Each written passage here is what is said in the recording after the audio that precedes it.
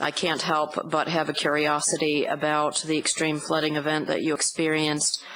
As you think about that at a high level, do you feel that there are generic lessons for the industry that you're going to be able to draw from that extreme natural event? And is there anything that you could share in terms of kind of inter-organizational or interagency cooperation, state, FEMA, and others? Will you be looking on any lessons learned there that you could feed back into other people's lessons learned system? We have a detailed lesson learned document that's still under development, but has quite a bit of legs under it that address those issues, and we certainly will. We think we can offer to the industry some insights, and I would just give one in the interest of time, and Dave may have others. I think it's the length of time that you may be in an external event. Most plant events pretty quick, typically, but external events can end up being very, very protracted, and that brings on a whole new set of challenges. As when the chairman was out seeing us, to the point where you're carrying copy paper in by hand just to run procedures for operators to use and those kind of things. So I think looking at the length of time is just an example of one of the insights. Did Mr. Bannister, just quickly, did you want to add anything? I know the chairman was out and saw, and we actually met at the Corps of Engineers head offices, which is only 4 or 5 blocks away from our corporate office, and that was the one thing that I saw is very early on when we started, because every day we live on the river, so every day we're looking at their websites, we're looking at the river, we're looking at the National Weather Service, and we were seeing this, and then it's that dialogue up front and early. That's what gave us the early indication that this wasn't something that was going to go by quickly, and that's why in our dialogue with them, even though they weren't necessarily projecting the river levels that we saw eventually, with that early insight, we took early action, and so that gave us time and really allowed us. The safety part of the plan is easy to protect because that's what the procedure is designed to do. But we protected all the millions of dollars of asset around the site, and it was that early dialogue and early conversations that we had with the Corps of Engineers, National Weather Service, and other state agencies and federal agencies that helped us make those decisions. Okay, thank you. Thank you, Mr. Chairman. Thank you. Mr. Bannister, you had a series of slides where you described your integrated performance improvement plan, flooding recovery, reactor safety, correcting performance deficiencies, and so on. Actually, what I would be more interested in is to know, in your opinion, what were the top 2 or 3 areas where you feel you went wrong and you ended up in this unhappy situation? Well, I would call it more than an unhappy situation. Unfortunate? Yeah. What I really point down to, the one issue is our corrective action program culture. And it's a culture that evolved over time. We looked at it more of a work driver, more of a, it's a way to manage the system rather than being, this is the work that we do. It's finding and correcting our performance deficiency. That is the work that we do in our business. And so if I can point to one thing, that is the one area where over time that we didn't hold a high standard there. The other is really, it falls upon the shoulders of leadership. We weren't holding our people accountable, particularly with the corrective action program, to identify issues at a low level and kill them dead, and we would continue to have these issues reappear, or we have an equipment, whether it be an equipment deficiency or a procedural item or a behavior, that we did not jump on that. That's a leadership issue, and that also requires some cultural change within the organization, and quite frankly, it involves some management changes at our site. One of the things that we've also done is by bringing on Exelon Nuclear Partners, they recognize they have a significantly different culture than we do, and that's not by accident that we reached out to them to give us that type of insight.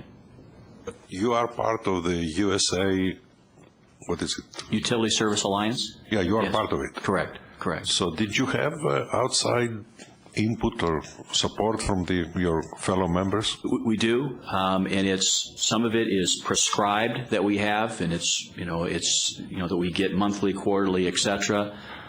Much of it, though, is on demand. When we ask for it, they come in and provide it. And what I will tell you is that in all cases, that didn't get to the right level. Now I see that. It's very clear to me that, with management and leadership, and in some cases sharing of those leaders, having them go to another site, see what they do with related to whether it be engineering or corrective action, and then bring that information back. We need to do a better job of that. Yeah, I'm curious because, Mr. Gates, you mentioned the potential for insularity.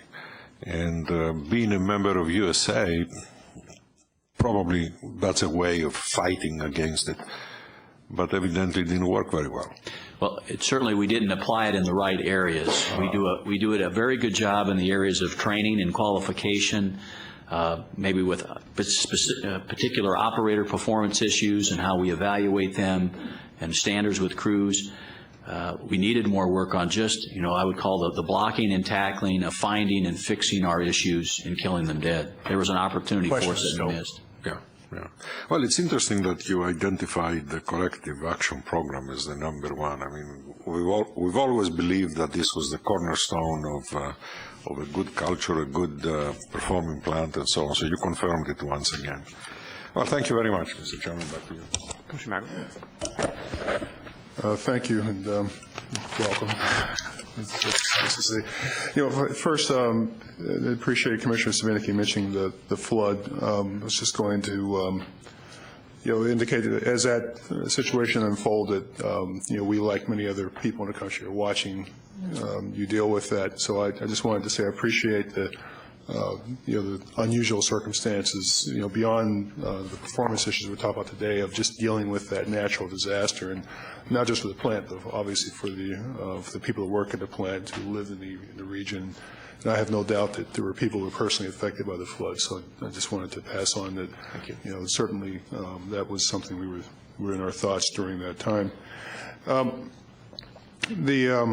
One thing I wanted to, and Commissioner Apostolakis, he often steals my questions because he gets to go before me, so he's done that again. But one thing is he was having the dialogue about what were the issues you thought got you to this place.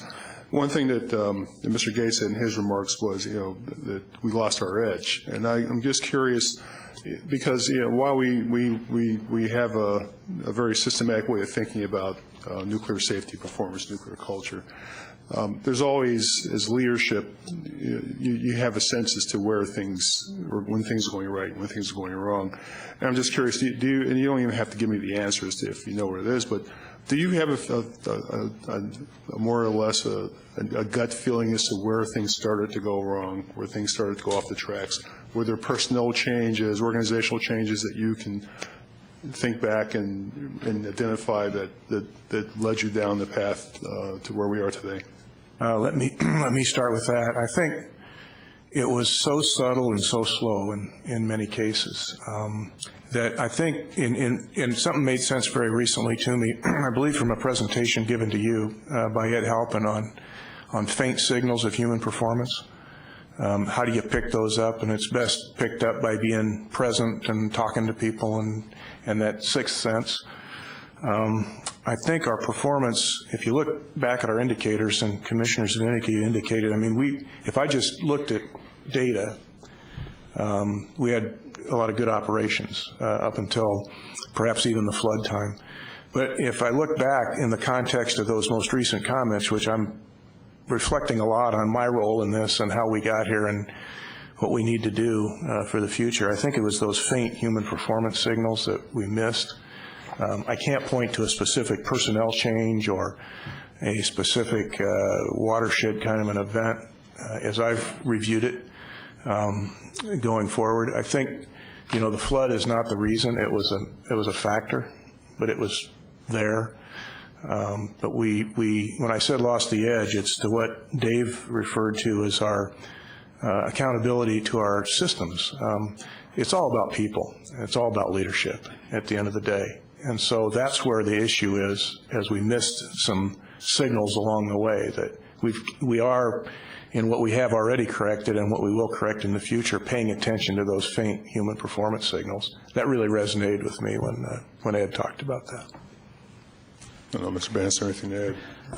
You know, I've read the same document about the faint signals, and matter of fact, I've read that document on the plane ride here, and you know, and I thought back about the same types of things, and you know, is there a particular point in time where, you know, hey, things aren't going quite right? I couldn't necessarily pinpoint that, but I can go back and think about, you know, there were things, you know, with the contactor issue with the M2 contactor and protective system that, you know, we tend to look at our process in providing and supporting us, but in some cases those are leadership and management decisions that, you know, even though we had worked through our process and said that, you know, it was acceptable to go repair it, you know, as a leadership team we should have said, well, wait a minute, this isn't right. And those are the types of things, the faint signals that we got to keep asking ourselves. And, you know, that's what I impress upon the staff is to look, I don't necessarily call them faint signals, but look for these signs. If you're asking yourself, you know, constantly asking yourself this question, well, boy, that doesn't seem right, that's telling you something. Go act on that. Go pursue that. And then get the staff together and sit down, because chances are they're saying the same things. Well, this doesn't seem right. And that's that whole cultural learning for the entire organization. John, do you got anything to add there? I would say the early signs for me, the condition reporting system backlog was too big, and we knew that, and we didn't address it. The number of root causes and apparent causes that we were required to do was higher than normal, and we didn't address that. When we looked at our corrective actions that came out of those root causes and apparent causes, frequently we found we were shooting maybe 85, 90%, but we missed one or two things. And then the timeliness issue.